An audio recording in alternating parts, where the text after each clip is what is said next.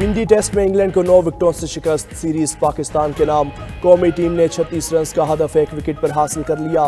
3 matches کی series میں 2-1 سے جیت، پاکستان کی 3.5 سال بعد ہوم سیریز میں پہلی کامیابی۔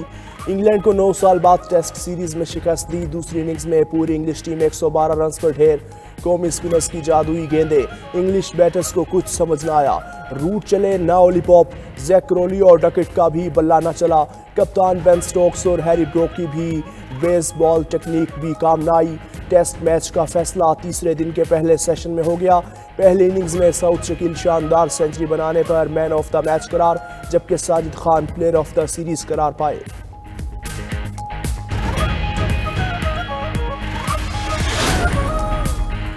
شاباش ساجد خان اور نعمان علی، پنڈی ٹیسٹ کے بھی ہیرو، دونوں سپنرز نے انگلش بیٹنگ لائن کو تباہ کر دیا۔ انگلینڈ کے تمام 20 وکٹیں قومی سپنرز نے حاصل کی۔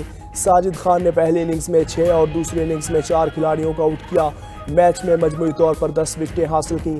نعمان علی نے انگلش بیٹرز کی ایک نہ چلنے دی، پہلی اننگز میں 3 اور دوسری اننگز میں 6 کھلاڑیوں کو پویلین بھیجا، 1 وکٹ زائد محمود نے لی۔ دوسرے ملتان ٹیسٹ میں بھی ساجد خان اور نعمان علی نے انگلینڈ کی پوری ٹیم کو آؤٹ کر کے تاریخ رقم کی، نعمان علی نے 11 اور ساجد خان نے 9 وکٹیں حاصل کی تھیں۔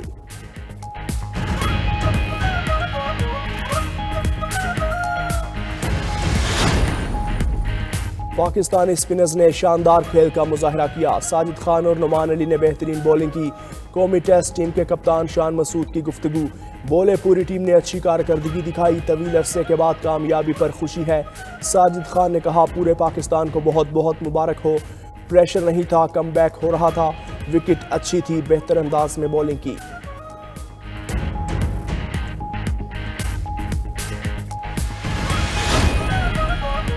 وزیراعظم اور چیئرمین پی سی بی کے انگلینڈ کے خلاف تیسرا ٹیسٹ اوورسیز اور سیریز جیتنے پر قومی کرکٹ ٹیم اور قوم کو مبارکباد۔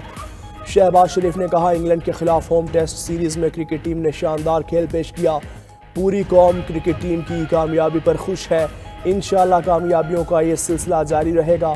محسن نقوی کہتے ہیں قومی کھلاڑیوں نے بہترین کھیل پیش کر کے فتح اپنے نام کی، جیت سے کھلاڑیوں کا مورال بلند ہوگا، قوم کے ساتھ کھلاڑیوں کو ایسی شاندار فتح کا انتظار تھا۔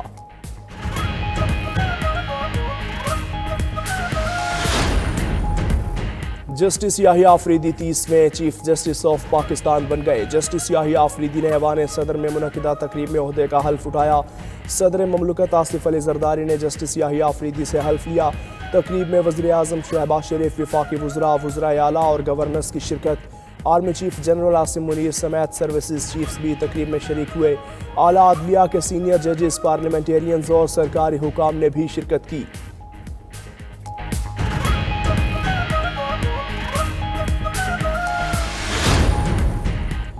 جسٹس یحییٰ آفریدی ایک بہترین چیف جسٹس ہیں، وزیر اعظم کے مشیر رانا ثناء اللہ نے لاہور میں میڈیا سے گفتگو کرتے ہوئے کہا ججز ایک دوسرے کو خطوط پر خطوط لکھ رہے ہیں، جس طرح کی زبان استعمال کی جا رہی ہے وہ اچھی زبان نہیں۔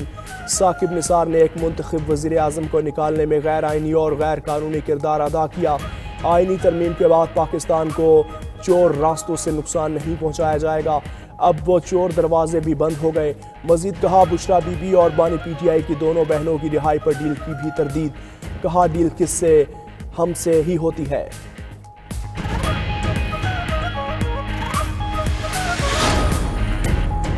اسرائیل نے ایران پر حملہ کر دیا، 100 کے قریب جنگی طیاروں اور ڈرون سے حملے، پاسداران انقلاب ہیڈ کوارٹر سمیت فوجی اہداف کو نشانہ بنایا، دھماکوں کے بعد کئی مقامات پر آگ لگ گئی۔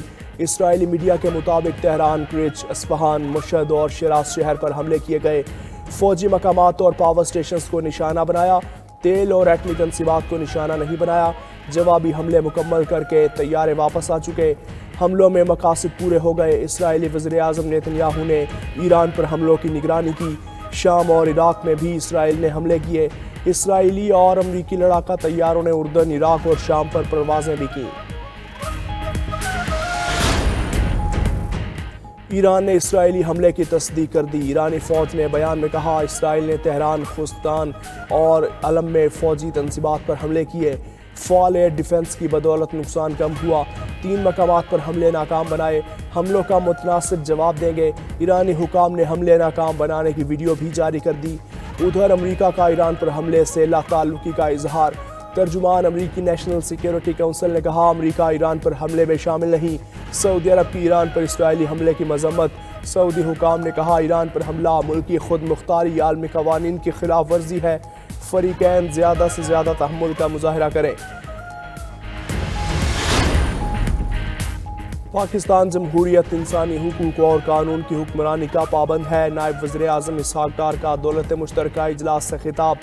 کہا تجارت اور سرمایہ کاری کو بڑھانے کے لیے مصنوعی ذہانت کا سہارا لینا ہوگا۔ پاکستان مضبوط مالیاتی ڈھانچے کا خواہاں ہے، تنازعات کے حل میں دولت مشترکہ کے کردار کی تعریف کرتے ہیں۔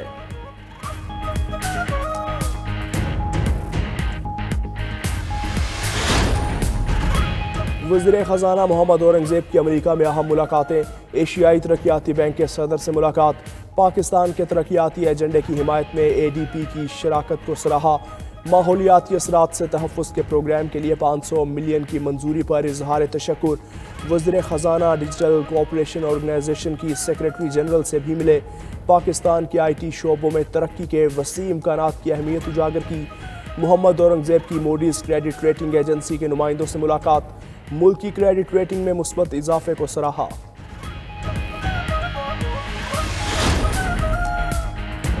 ملک کی معیشت میں بہتری خوشائند ہے، ملک کی ترقی آئین اور جمہوریت کے استحکام میں ہے۔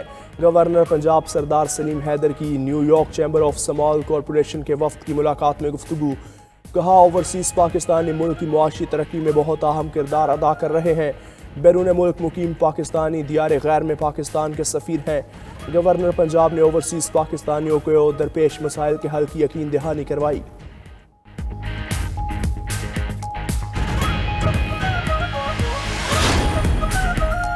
نشان حیدر نائک سیف علی جنجوا شہید کی 76ویں برسی۔ کوٹلی میں شہید کے مزار پر فاتحہ خوانی کی تقریب۔ بریگیڈیئر محمد ہارون اور بریگیڈیئر عثمان علی نے مزار پر پھول رکھے۔ نماز فجر کے بعد مساجد میں فاتحہ خوانی بھی کی۔ Chairman joint chiefs services chief اور افواج پاکستان کا خراج عقیدت۔ نائک سیف علی جنجوا شہید نے 1948 میں بھارتی حملوں کے خلاف غیر متزلزل بہادری کا مظاہرہ کیا۔ قوم کو اپنے بہادر بیٹوں پر ہمیشہ فخر رہے گا۔ اور ڈونلڈ ٹرمپ کا امریکی شہریوں کے قاتل تارکین وطن کے لیے سزائے موت کا مطالبہ۔ صدر بننے پر امریکی تاریخ کا ملک بدری کا سب سے بڑا پروگرام شروع کرنے کا عندیہ۔ ٹیکسس میں ریلی سے خطاب میں بولے کیملا ہیرس نے سرحدوں کی حفاظت نہیں کی، ریاست ٹیکسس تارکین وطن کی جنت بن چکی۔ 5 نومبر امریکہ کے لیے آزادی کا دن ہوگا۔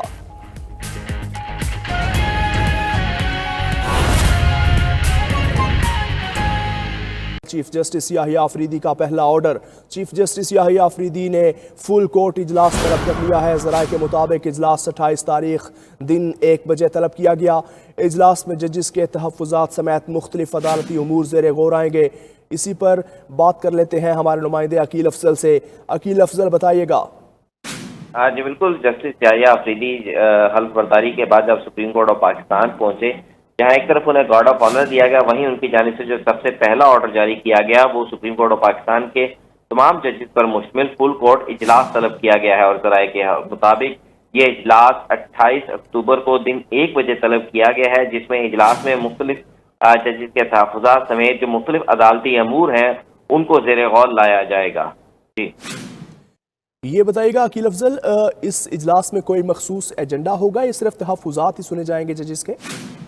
نہیں، مختلف عدالتی دیکھیں، سب سے پہلے جب سابقہ چیف جسٹس قاضی فیض عیسیٰ بھی چیف جسٹس بنے تھے تو ان کی جانب سے بھی فل کورٹ اجلاس بلایا گیا تھا۔ اجلاس بلانے کا مقصد یہ ہوتا ہے کہ جتنے بھی عدالتی امور ہوں، کیونکہ اس میں تمام ججز شامل ہوتے ہیں، ہر جج جو ہے وہ عدالتی امور کو نمٹانے کے حوالے سے، مقدمات کو نمٹانے کے حوالے سے، اور اگر کسی جج کے کوئی تحفظات ہیں تو وہ تمام چیزوں کو اس فل کورٹ اجلاس میں زیر بحث لایا جاتا ہے، اور اس کے بعد فل کورٹ اجلاس میں اس حوالے سے فیصلے کیے جاتے ہیں۔ تو ممکنہ طور پر اس اجلاس میں بھی جن ججز کو اگر کسی آئینی ترمیم پر یا کسی چیز پر تحفظات ہیں تو وہ بھی زیر غور آئیں گے، لائے جائیں گے، اور اس کے علاوہ مقدمات کو جلد نمٹانے کے حوالے سے پالیسی بنائے جانے کا بھی امکان ہے۔ اور پھر جو دیگر عدالتی امور ہیں جس میں بہت ساری چیزیں آ جاتی ہیں، مقدمات کا مقرر ہونا، بینچز کی تشکیل اور جو مختلف چیزیں ہیں، وہ تمام چیزیں بھی اس فل کورٹ اجلاس میں زیر غور آ سکتی ہیں۔ جی अकील अफजल, जिस तरह आपने कहा कि तरमीम से मुतल्लिक या फुल कोर्ट से मुतल्लिक जो भी अगर किसी के तहफ़्फ़ुज़ात हैं वो दूर हो जाएंगे, इस तरह फुल कोर्ट का इजलास होना जजेस की आपस की बॉन्डिंग को कितना स्ट्रॉन्ग करता है?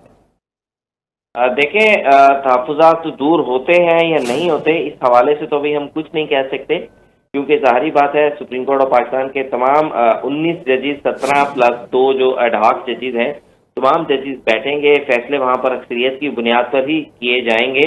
तो देखना यह है कि इस इजलास में कौन कौन सी चीज़ें जो है वो ज़ेर गौर आती हैं, और उसके बाद फिर अक्सरियत जजेस की चीज़ पर फैसला करती हैं। फिर इसमें सबसे मेन जो बड़ी बात है, मरकजी बात है, वो है चीफ जस्टिस याहिया आफरीदी का, कि वो क्या पॉलिसी जजेस के सामने रखते हैं। वो जजेस को यूनाइट करने के हवाले से, सुप्रीम कोर्ट ऑफ पाकिस्तान में मुकदमात को तेज तर निपटाने के हवाले से, फिर उनकी जानिब से सही, ये भी कहा गया है कि वो मातहत अदलिया में भी इस्लाहात लाएंगे। तो इस हवाले से वो क्या यानी पॉलिसी कि जजेस के मातहत सामने अदलिया में भी इस्लाहात लाएंगे। अकील अफजल, आपका शुक्रिया।